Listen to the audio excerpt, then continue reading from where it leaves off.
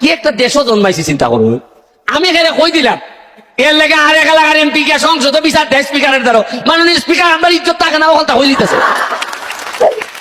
5 মাসে আমি বরাদ্দ পাইছি 29.5 কোটি টাকা। কত টাকা? আচ্ছা ভাই সাহেব আপনারা আমিও তো রাজনীতি করছি, আপনারাও করছেন, আপনারাও বিভিন্ন নেতাদের সাথে যোগাযোগ আছেন, চেয়ারম্যান উপজেলা চেয়ারম্যান এমপিদের সাথে যোগাযোগ আছেন।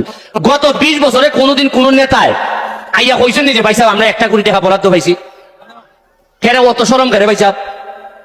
এই যে টাকা যেটা 29.5 কোটি টাকার বরাদ্দ আমার যে শেখ হাসিনা সরকার দিছে, এটা কি আমার বাপের টাকা না আপনার টাকা?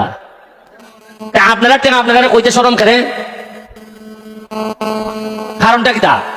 এবং এমনই দুর্ভাগ্য আমার, সারা বাংলাদেশের মধ্যে একমাত্র আমি এমপি যে সাহস করে আমার এলাকার মানুষ এবং সারা বাংলাদেশের মিডিয়ারে কইয়া দিছি যে আমি 29.5 কোটি টাকা পাইছি।